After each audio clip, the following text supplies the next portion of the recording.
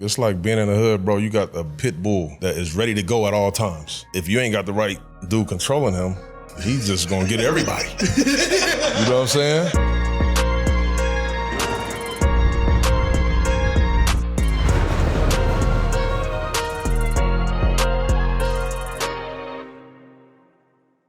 Yo, peace. Welcome back to 7 p.m. in Brooklyn. I'm Carmelo Anthony here with my co-host. That's right. It's your boy, the Kid Mero, the Human Durag Flap. We are here. This is a Wave Sports and Entertainment original. And today, ladies and gentlemen, it's a special day. We got a OG in the building, 17-year NBA career, 5-time All-Star. You know, it's Mr. Big Shot, you know what I mean? 2004 NBA Finals MVP. That's when Detroit beat the Lakers. You know what I'm saying? You dig. And they all made the All-Star team. Blazers coach currently, 2024 inductee into the Naismith Basketball Hall of Fame. Ladies and gentlemen, like I said, it's Mr. Big Shot. Chauncey Billups in the building. Thank you, my brother. My God, appreciate it, baby. Yes, sir. You know what I mean? I had to turn you up one time, man. Let's go. I love it. I love it. Yo, man. Big Shot, thank you. First of all, thank you. Come on, man. You know that. You know, anything for you, bro. And I want to say congrats, though, man, because you made it in the sense of you reached where we all want to reach, the Hall of Fame. So congratulations with that. You, man. That's an honor to reach that. Like, that's really what we do it for. Like, once we walk in that door, we feel like, all right, cool, we good. Yeah. You know, it's a small group of people that walk into that door. So congratulations with that, because that's a major, major feat, especially for somebody like you over the years who've been just a student of the game, somebody who taught me the game, who came in my life and kind of changed my trajectory where I was going in my career. But for you to do it at your pace, your consistency, the way that you did it, and also the humbleness that you did it with, right? And the humility that you did it with. So I just want to say thank you and congratulations on getting to that Hall of Fame. Man, I appreciate you, dog. I appreciate you for sure, bro. I value our friendship, the time we had together and shit. It was amazing, man. And that's one of the things that helped me, you know, get there too. So appreciate you, man. Absolutely. So Mel just said two big important words, humble and humility. Throughout your career, you know what I mean? You know what you did in your career. You know what I mean? The numbers don't lie. Did you expect to make it to the Hall of Fame? Or was it, you know what I mean? Was it, when you got that call, was it like, oh. Yeah. You know what I mean? Like, what was that like? Yeah, I knew, you know, after the first probably 5-6 years of my career, you know, I knew that I had a Hall of Fame worthy career at that point, you know, but I had been nominated like 3 times and never made it to be a finalist, you know, which didn't surprise me because, one, like the way my career started, and two, like my stats, I wasn't a stat guy. And so unless you really know the impact and know the game, right, I might not make that, you know what I'm saying? But what I played for, that's what I'm most proud about, is what I really played for real, is like to win and try to be a good teammate, and like impact was my thing, not stats, but impact. And I always thought like some of the people that might be voting don't know impact, they know stats, you feel me? And so they're gonna be these obvious guys like Melo and first ballot dudes that are easy, you know what I mean? Their stats and impact was crazy. Mine was going to be a little different route, which was the beauty in my thing anyway. So I knew I wasn't a shoo-in, but like everything, it just took time, you know? So it was cool. And a lot of winning, you know what I'm saying? And now, going from being, you know what I mean, on the court to on the sideline as a coach, you know, Vegas, Summer League, you already know, we've established that we in the hook in Vegas, y'all, you know what I'm saying? We brought it out here. Shout out to Las Vegas Apparel once again for the location. And the Blazers are a really young team, dog. Yeah. So you got a young guys, you know what I mean? What's that like? Being a player yourself and coming in and having a group of young guys, what's that learning curve like? You know what I'm saying? Because it's like, you know, it's different when I would assume it's different when you got like a couple vets there that you might even have a relationship with already that you could kind of use to. You know, it's funny you say that, bro, because when I took the job, literally when I took the job, you know, it was a veteran-laden team. Melo was actually still on the roster. I really took the job thinking that I was going to be coaching I was on the roster. You know what I'm saying? He was actually on the roster at the time. And, you know, with AIM and CJ, and we just nurked. We had so it was perfect for me. Is I'm thinking, okay, boom, few moves here and there. I'm coming to like try to elevate things. And then very quickly it changed, you know, 3-4 months in. Yeah. The guy that hired me, Neil O'Shea, you know, gets fired and just everything kind of changed. And like now we rebuilding and we young and there's beauty in that too. You know, it almost is crazy. It almost kind of resembles the start of my actual playing career, you know, to be honest.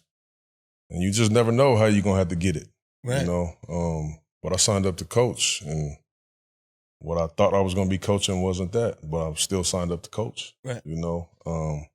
So it's beautiful. Like we got some good young dudes on the team that I see some greatness in, that I love to teach. That's the reason why I started to coach. I love to teach and I love to compete. And those two things, it don't matter if you're young or you an older team, it's the same, you know. And I coach like I played. You know what I mean? Like Melo know, like I'm the dude in the locker room that all I care about is us playing right and playing together. And like, whether we win or lose, who knows? But let's do this shit right, bro. And when we ain't doing it right, I'm gonna be the dude to speak on it. Right. So it was really no adjustment for me.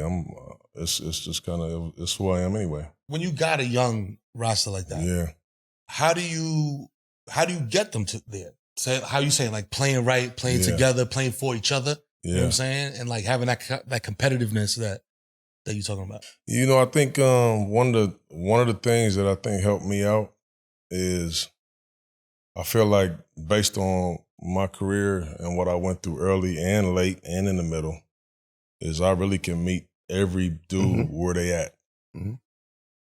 For instance, Scoop, you know, third pick in the draft.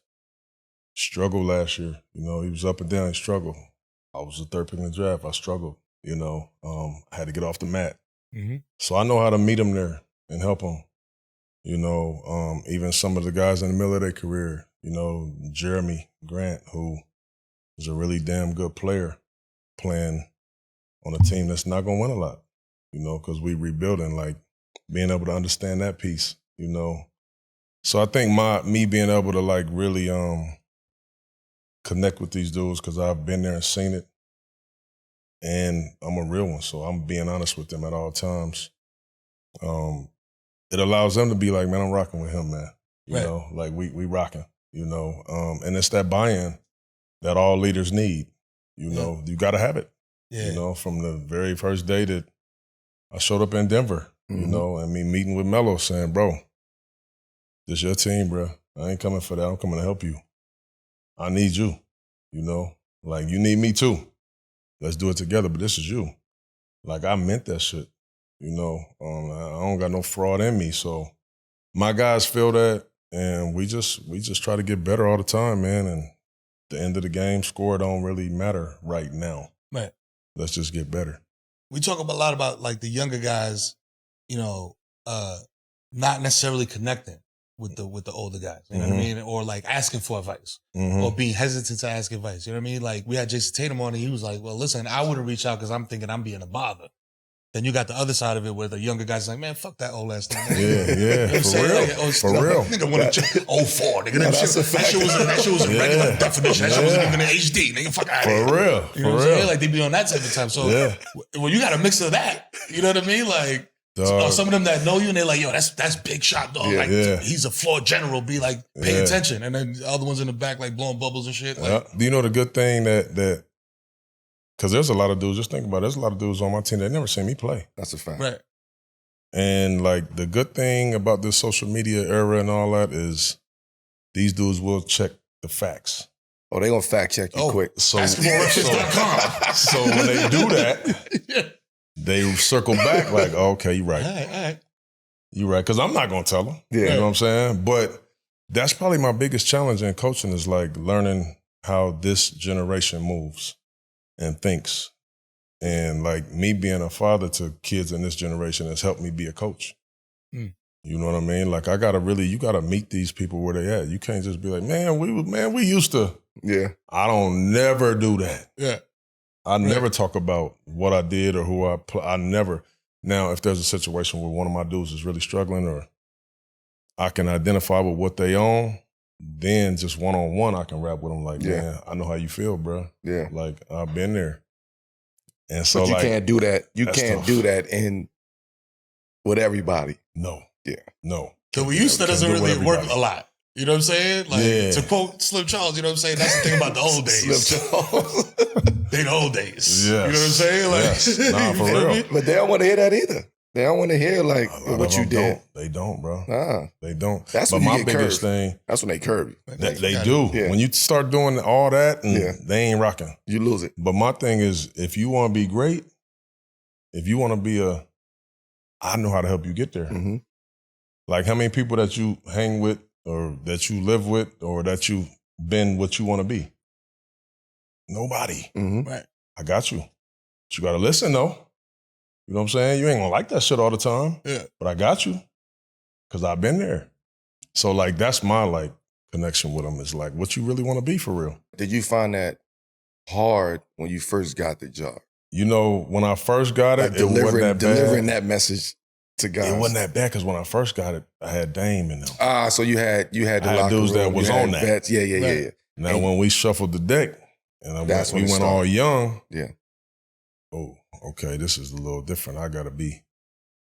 I can't say the same things to them That you can the say same Dame. way. I Yeah. can mean what I meant, but I gotta find a different way to say this with the youngins. Yeah. Right. You The know. spin is different. You can talk to yeah. Dame that way. You can't talk to probably Scoot the You know same what I'm way saying? that you Scoot talk and to Dame. Shaden and Yeah. these They little, not little gonna dudes, receive it the same way. they don't understand it yet.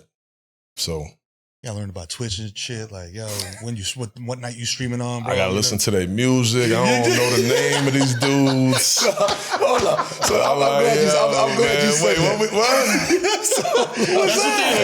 That's what they own. I gotta meet them though. I know you, dog. I know you. What's the... They got you out here playing Fortnite and shit. Playing Call of Duty. What is the music like in the locker room? It's got to be crazy. Bro, it got to drive man, me crazy. I still don't know what that shit is in there, man. And you know the locker room in Portland, the coach's office is right there and it's right The around. film I room gotta right hear there. that shit. You just hear Every time somebody walk by, I be like, yo, who is that, man? Oh, that's little such and such and them. And hey, man, turn that shit down, man. Nah, it's hilarious. I'm trying to scout, man. It's funny. Yeah, but you know, that's a part of it, man. Yeah. Oh man, you never heard something. You was like, yo, that shit kind of No, I cool. be Like, liking some of them little dudes and all that, but you know what I'm saying? I fuck with the beat. Kendrick and Cole and all them, I'm rocking with them. Like there's a dude from Portland.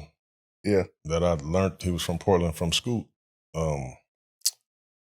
Eat or Yeet or something like that. That is nice. Like, you know what I mean? So I said, Scoot, who your face? Like, that's one of my favorites. I'm like, okay, cool. Where you from? He say, from here.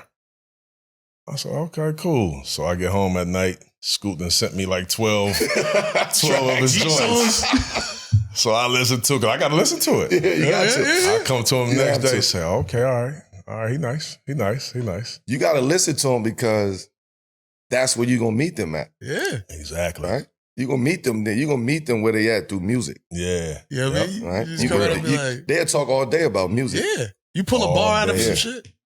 All day. So it's like that's a juggle. Yeah. Even as a player, like being the older guy in the locker room, it's like on the team. It's like it's a juggle because you got to know where to meet them at, but you also trying to bring them along too. Yeah. But you don't want to like be over powerful to you don't want to overpower those guys and make them feel like you preaching to them. It's like once you start preaching, once somebody feel like you preaching, it's over. So you got to start. You can't do that. It's done. It's over. It's a wrap. So you just gotta let them be. That. I learned that, man. I remember when I first came back in the league after Houston. I go in the locker room. I forgot where I was at. And I'm like, for the game, I'm locked in, getting ready for the game. Everybody on their phones. I'm like, all right, cool. Hey, we do that. Halftime comes. This is on their phones. Yeah, bro. So I look at Dame. I was in Portland. I look at Dame. And he like, Shit different now. Yeah. Nigga, I wasn't going that long. He said, yo, shit is different now. I'm talking about phones, halftime. All that. As soon as they running their phones, I'm ready to flip because I'm like, man, we got to be locked in. What the fuck is we doing? What the fuck you doing, bro? Man, Dame like, yo, don't even fuck it. Don't even leave them niggas alone. It was hard to adjust to that. It was hard. And that's hard for me too, because you was still in it. Like, Yeah. I'm really kind of old school. Mm-hmm. I had a kid, dog, at halftime. Now, we rebuilding, right? We in New Orleans. Mhm. I ain't even going to say the kid name. Yeah, but we're down like 18 at the half. Mm. He had a nasty dunk. We coming out for the third quarter. This motherfucker done posted his dunk on his joint. Stop it. At halftime. Yo, stop. Halftime, bro, we down 18. You gotta optimize those numbers. Man, I grind his ass up, man. What you do, though? What you Man, say? I grinded his ass up, man. Right before, I got to draw the play the first. I get wind of it. I said, hey, yo, bro, get the fuck back there and take that shit down off your joint, man. What the fuck is wrong with you, man? Yeah. My bad, coach. He run to the back. Now, I can't give it too much energy because I got to get this play together so we can get on with That's the a shit. fact. But that's where we at. Yeah. We getting bombed, bro. We down 18. Yeah. He posted joint at halftime. I said, man, what is going on? Yeah. It's a contract. He barely in the league, though. Yo, I said, man, dog, this is crazy. they different. Shit is different. It's different. Yo, Melo, man, I'm getting up there, dog. I ain't even gonna hold you, dog. I just turned 41. They saying I'm on the wrong side of 40. I'm not quite washed, but when I don't get a good night's sleep, bro, I'm paying for it the next day. Luckily, we got Helix on deck to help me alleviate all my problems. The Helix lineup offers 20 unique mattresses like the award-winning Luxe and Ultra Premium Elite collections. That includes my personal favorite mattress, for sure. You can also find out what Helix mattress works best for you and your body by taking a Helix sleep quiz and finding the perfect mattress for you in under 2 minutes. They even offer a 100-night trial and a 10 to 15-year warranty to try out your new Helix mattress. Come on, dog. 100 days, you can have that shit almost a whole year. Helix is offering 30% off all mattress orders and 2 free pillows for our listeners. So go to helixsleep.com/7pm. That's helixsleep.com/7pm. This is their best offer yet, and it won't last long. With Helix, better sleep starts now. Yo, Melo, I said at the top of the year that one of my biggest goals was to keep track of my hydration. You know what I'm saying? I know that might sound a little bit washed, but, I got to stay on top of things. Luckily, Liquid IV got me covered. You know what I mean? I see you from time to time on the set with the little, you know what I mean, in the 7 p.m. mug. What's your go-to flavor? I just tried the lemon lime, usually my flavor, but I just tried the grape fire. Fire. Fire. Come on, man. Come on. We like some grape. You know what I'm saying? That's the beauty of Liquid IV, man. They make things super simple for you. Pre-measured packet, glass of water, and incredible flavors, man. They got green grape, lemon lime, you name it, man. And we are good. Rehydrate yourself for the summer. Grab your Liquid IV Hydration Multiply sugar-free in bulk nationwide at Costco. Or get 20% off your first order when you go to liquidiv.com and use code 7PM at checkout. That's right, yo. That's 20% off your first order when you shop Better Hydration today using our promo code 7PM at liquidiv.com. So, I mean, obviously you see some shit in your career, man, but in that illustrious career, what was, we got a segment on the show we call the 7 p.m. moment. Yeah. You know what I mean? Where it's a moment in your career where it was like, all right, this is where I lock in and, like you're saying, like that up top, the Hall of Fame being like the top of the mountain. Maybe that wasn't like your immediate goal, but whatever it had to be that locked you in to be Chauncey Billups, Mr. Big Shot. You know what I mean? What was that moment in your career, bro? Was it taking an L somewhere? Was it winning something somewhere? Was it a conversation with somebody? Yeah.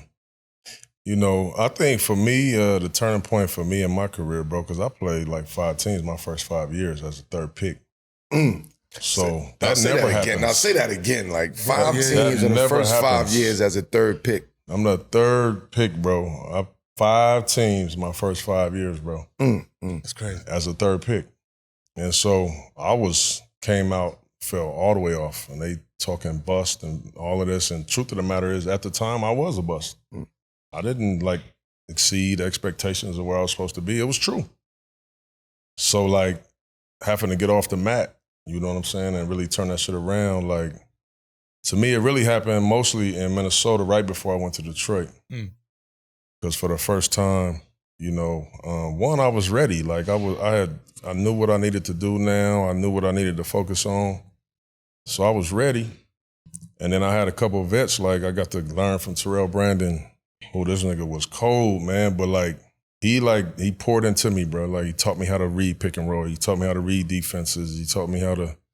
There's one time, one little story, bro. We had halftime of a game. I sit right next to him in the locker. He had like 16-9 at the half. He killing. But he was so upset. I'm like, bro, what's up? My 16, I would have been so happy. You'd have posted dunk. You'd have posted dunk. Sending pictures to the newspaper. I was like, yo, TB, what's up? He said, this ain't going right. I said, what you mean? He was like, I'm the point guard, bro. Big Ticket only got 6 and 6. He our best player. If he don't come in here with like 18 and 7 at the half or 16 and, then I ain't did my job. See, I wasn't even thinking like that though. Yeah. So like I got to be with TB for him to like school me, teach me. And then Sam Mitchell was our old head and I learned a lot from him. That was when it really changed for me. Most people be like, Detroit, and that's when I took off, but the Minnesota little year was where it really changed. So that was kind of my moment where once I got to Detroit and shit, I knew I was ready, so. But it was then, bro, that would be my moment for sure. Was it about the opportunity? Like you felt, okay, Detroit this is home. Like I'm gonna make this. Mm-hmm. They putting the ball in my hands. I'm gonna make this home. It was because at the time I was a free agent and I was trying to decide between Detroit and Miami. And who was the guard in Miami? That year.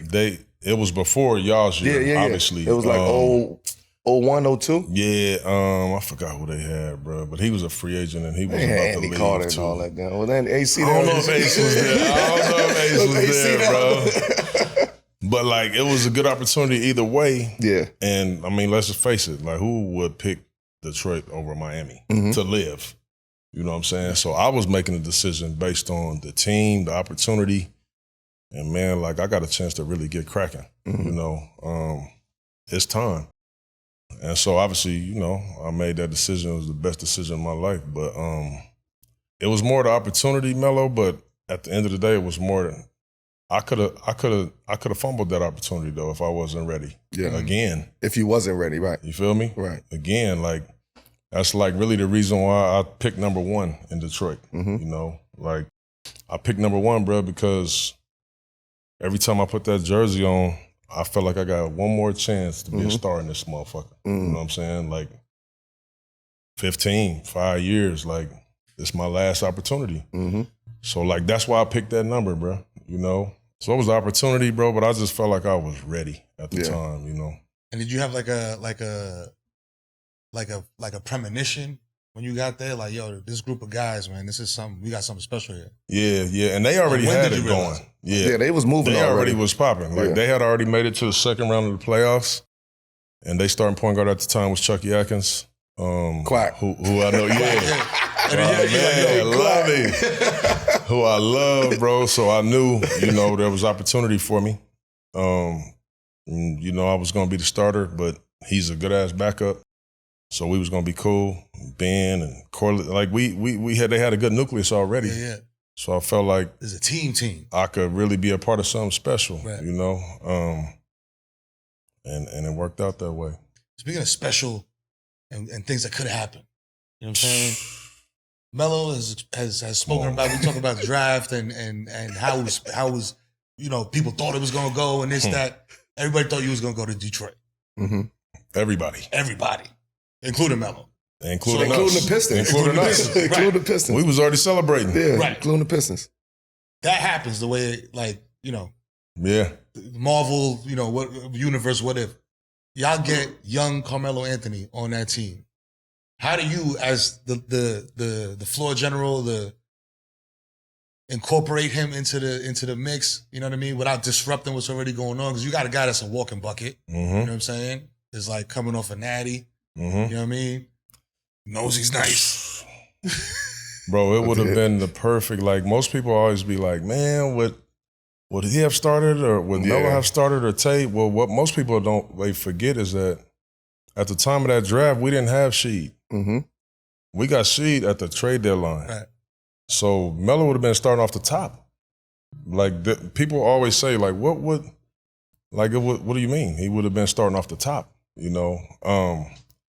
But, like, it would have just been perfect, man. Like, God dang, dog. Like, we still reminisce about that shit, man. Like, we still don't know what happened. Mm-hmm. I know what happened. Yeah, bro, it's crazy, man. But we always, like, man, we win at least 3 chips, bro. And I say it all the time. I be on him. I said, Brown would have to leave Cleveland a lot earlier than he left. Because they never was going to beat us. Yeah. They never would have beat us. You know what I mean? Like, been crazy, man. It would have been crazy. That is one of the mysteries, the front office mysteries of the world, man. That might be one of the what if. Like, that's a big what if. That is, bro. A lot of stuff changed. There's a lot of stuff in the history of the game would have been different. Yeah, that's a fact. But then y'all end up teammates in Denver. Yeah. You know what I'm saying? Yeah. What's young Melo? What's it like to see young Melo up close on a nightly basis? Man, it was such a treat for me to play with Melo at that age. I felt like when I got there to Denver, like I felt like we needed each other in terms of, like, I was at the end of my prime, still good though, but at the end of my prime, and I couldn't, like, carry the team, you know. And he is in his and unstoppable, you know, and just needed a general, you know. Melo was like, it's like being in the hood, bro. You got a big ass pit bull that is ready to go at all times. And if you ain't got the right dude controlling him, he's just gonna get everybody. You know what I'm saying? But at the time, he's ready to get everybody. Yeah, I'm like, hold on, let's switch and them get him. Go get him though. Yeah. And it was perfect. You know what I mean? This dude, nobody played harder. This dude didn't miss no practices. This dude don't miss games. He loved a hoop. He a good teammate, you know. There was so many, like, different things that people said about him, you know, it was all bullshit, myth, you know. Dude was a fucking great teammate. So it was beautiful because I had seen so much at that time, and I could give it to him, right? You know, so it was just the perfect thing, and he could carry the team and do what he got to do, and I could just kind of orchestrate this situation. It was perfect. And you was receptive to that, like because you know, going back to that conversation of like the OG being like, yo, listen, this is how we got to run it for us to succeed. Were you receptive to that, or was it at first like? No, I was receptive because at that time in Denver, we was already starting to, like, okay, go. Right? We had Chuck before, we had AI before, right? So we already, the buzz was like, oh, okay, Denver, Melo, AI, this team right here can be, if they give it time, this can be maybe something special. We knew who we was looking at though, which was the Lakers. We got to get through them, right? So at that point in time, after that year with AI, and then the trade happens, I don't know the trade happened. I don't know nothing that's happening. I'm in the back. That's crazy. In the locker room, man, Chuck in the back. He comes running back, talk about, like, in tears. Yo, I'm crying. Yo, I love you, bro. I'm out. And just bounce. So, man, where the fuck you going there, man? Hold on. We about to play. Like, nah, wow. So at this point, I'm tight at that. That's crazy. Because I don't know who's coming in. And then, so he's walking, and then they like, oh, but Chauncey. So now I'm like, oh, it's bittersweet a little bit because of what we was actually trying to build with AI. Like, Denver was supposed to be AI, like, leaving out. That was like retirement for him. He was supposed to ride the sunset out in Denver. So when he come, I'm already ready to make that jump as far as I gotta go to that next level.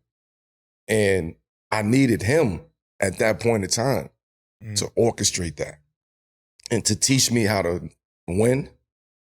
Beat the Lakers? But like win the game within the game. Right. How to be patient, when to go, when the pit bull, like, he had the pit bull, like, yo, not right now, champ. Yeah.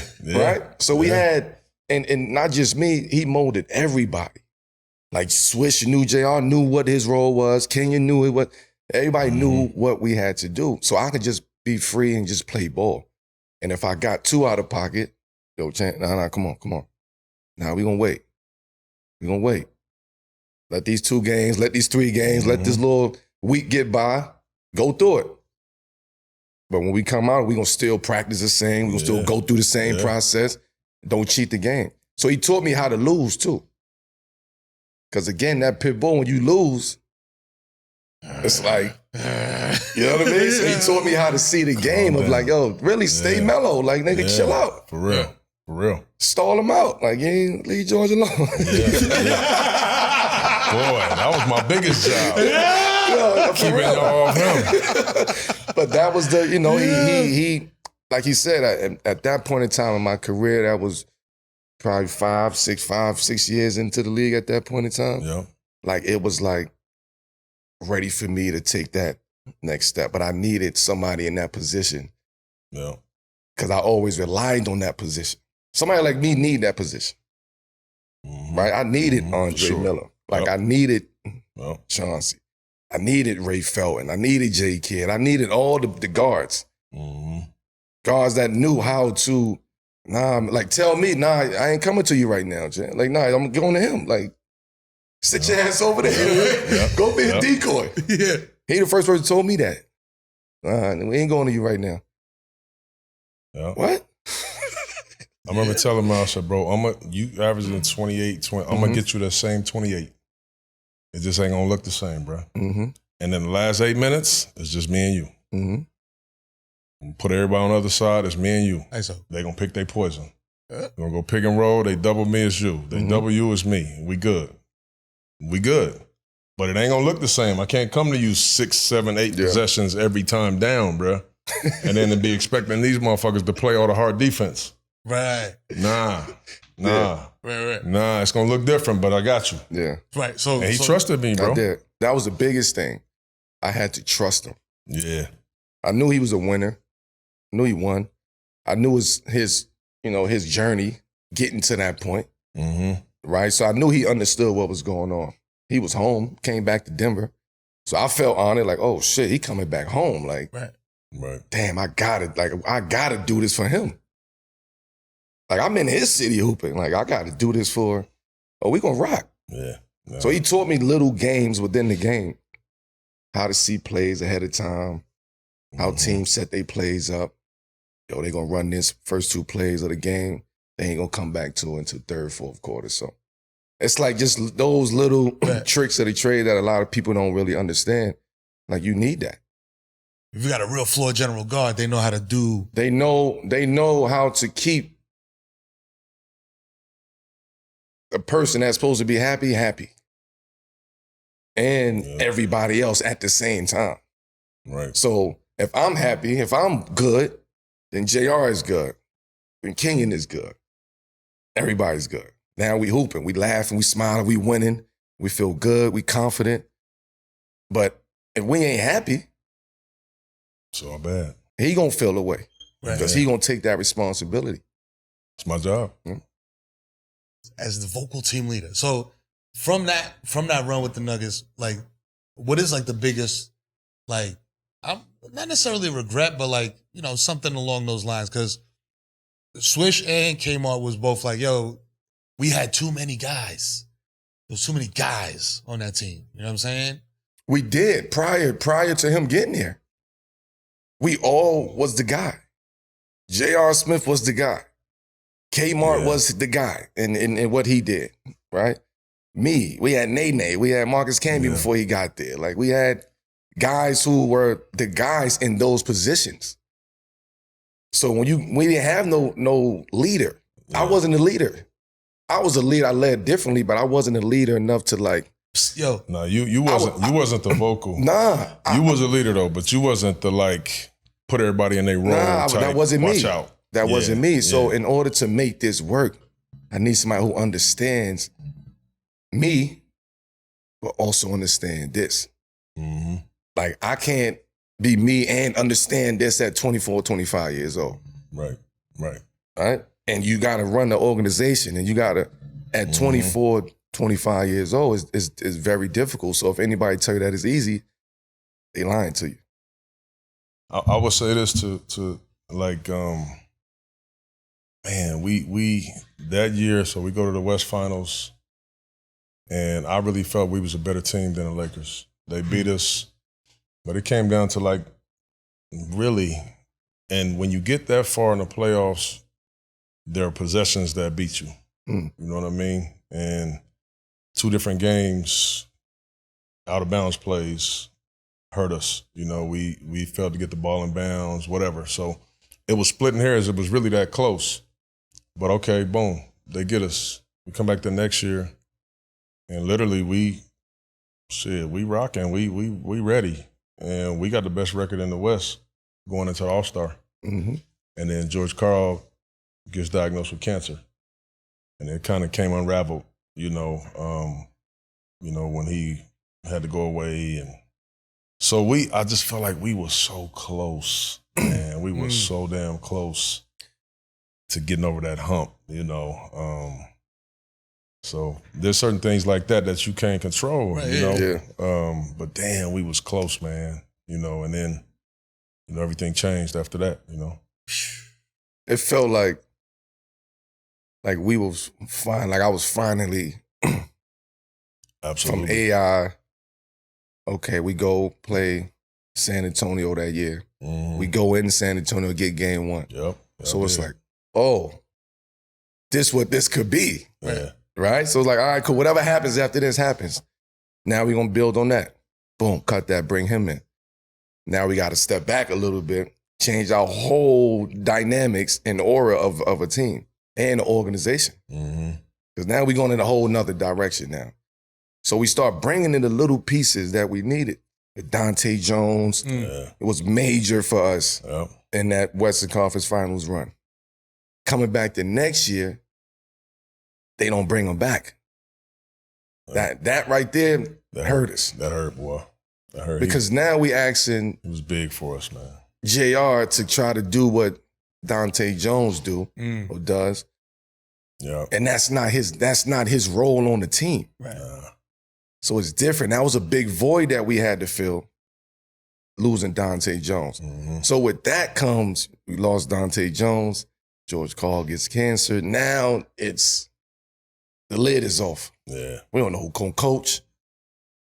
We don't. She just went left. AD, man. She just went left.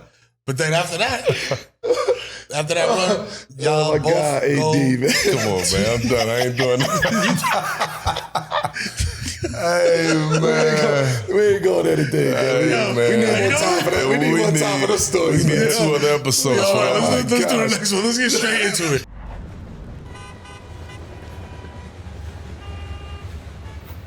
America's #1 segment. Yo, Chauncey, I don't know if you know about this. You should, because it's the number 1 segment in America. It's called Fuck With It or Fuck Out of Here. But we ask you a question, and you let us know if you fucking with it.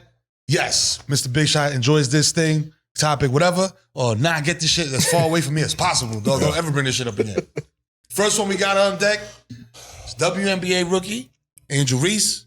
She got a historic double streak going. Yeah. Crazy. As we tape, she's sitting at 14 games in a row with double-digit points and rebounds. But to make 14, she had to make some foul shots. You know what I mean? With 6 seconds left in the game. Her teammates fed her in the post, knowing like, yo, she gonna catch the N1. You know what I'm saying? Like, or catch a foul shot. Here's the question: fuck with it or fuck out of here? Her teammates want her streak to continue and feeding her in the post, knowing, like situationally, like, yo, she needs these 2 boards. Let's go get him. Let's go get him for her. Oh, no, I fuck with that. Go get it. I mean, yeah. It's now if they was down 30 and they was chasing that, I wouldn't be on that. But yeah, it's a good game. And she killed her. Like, she one of the best players. Yeah, she cooking. I fuck with that. I fuck with that. Fuck with it. I'm fucking with it. Fuck with it. I'm super fucking with it. That's an easy one. Yeah. Yeah, that's an easy one. Come on. You want your teammates to want you to win. Yeah, when you got your teammates giving you that support, there's no better feeling than that. There's no better, especially in a close game. I can remember being there. Your 60-point game in Denver. I'm like, man, plays. Yeah. Come on. Yeah, bro. Yeah, Cook. yeah, for sure. And what does that feel like? I was like, yo, and like you knowing, like being the guy that like is cerebral, is like, yo, listen, this is what we got to do to win. What is it that you seen? Like, yo, he can't miss. Yeah. I'm going to just give him the rock, or like he's going for 60. I'm going to get him there. I'm going to help him get there. Well, it's just, when it's one of them nights. Yeah. He knows obviously it's his night, but me understanding and knowing too, and then I'm seeing the type of defenses that they change into, the type of people I said, there's nothing they can do. Yeah. They trying everything. Everybody watch out. Go ahead, do your thing, bro. It's a different bop. You know what I mean? The morning you wake up, it's like, you know it. You wake up good. You eat your breakfast good. You shoot around feels good. Your J feel good. You go back, your nap feel good. You wake up, everything just flowing. So you come to the gym. I'm ready tonight. We on tonight, Big Shot. That's it. That's it. Yo, next up, we got, I got Luda. Ludacris. He recently went on social media to share a dream of his about his daughter, Karma, who's 23. He said, this is a quote, "As crazy as it sounds, I always dreamt of the day that I would party in Vegas with my daughter, but I also had reservations of how old I would feel. Well, that day has finally come, Luda." He then added, "Now, who do you think acted more immature in the club?" And he put laughing emojis with it. So the question is, fucking with it or fuck with out of here? What happens in Vegas stays in Vegas, including staying your ass at home so your kid can party in peace. Are we fucking with it? Or is it the fuck out of here? Stay your ass at home, Luda. Stay your ass at home. I got personal experience with this. My oldest daughter, she's 26 now. She wanted to come to Vegas when she turned 21. Her and her homegirls, So obviously, daddy got to put it together. Mm-hmm. So I put it together, and she was like, "Dang, y'all not going to come?" I said, "Come to Vegas with y'all?" She was like, "Yeah, y'all should just come." I'm like, so I'm thinking, all right, cool. We'll go to dinner, and then y'all go kick it. Me and my wife, we come, and we go to dinners and shit. And then, they go into the club, and they going out. And I mean out. I don't drink. I don't smoke, you know what I'm saying? But, my girls, they young, they doing their thing. So they about to go to one of these clubs and shit. We set it up, get the table, all that. They about to leave. And Sydney, my oldest, is like, "All right, Dad, so what time y'all gonna get there?" I said, "Nah, we're not gonna get there." What the? And she we was ain't like, gonna get there. "What you mean?" I said, "Sid, I don't want to see that shit, man." Yeah. So I'm getting you out of here. You got it.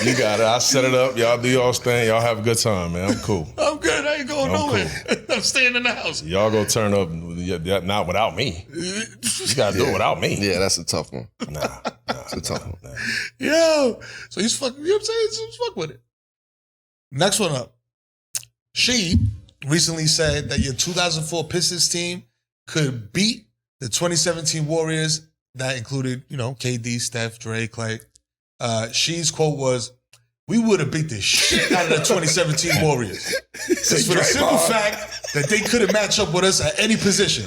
Steph not a defender, Draymond too little."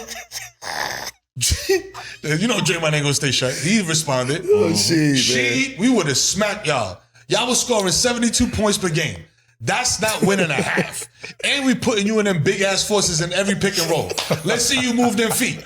That one ring was great though, big bro. We appreciate it." Woo! Damn. Yeah, spicy on the internet.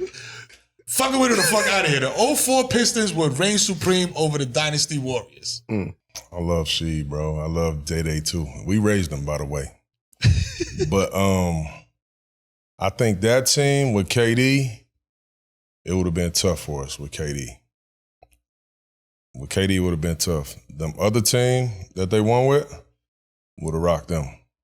Would have rocked them, but the KD team probably would have been difficult to beat them. Is that because KD was such like back then there wasn't a 7 foot guy that could put the ball on the floor? Yeah, it's him. You know, he's the outlier. And even though I trust and believe in Tayshaun all day, but KD's a different beast, man. You know, he's a different dude. So that team would have been tough, you know, for us to beat, I think. But them other teams, I think would have been cool. Easy money. Would have been cool. Pistons minus 500 on Prize Picks. You know what I'm saying? 7 p.m. in Brooklyn, y'all. You know what I'm saying? Carmelo, Anthony, the GOAT. You know what I'm saying? The God. Your boy, the Carmelo, the human Durack Flat. Chauncey, Billups, Mr. Yes, sir. Yes, sir. The Hook in Vegas, man, continues. Stay locked in. Hit that sub button. Comment on a comment.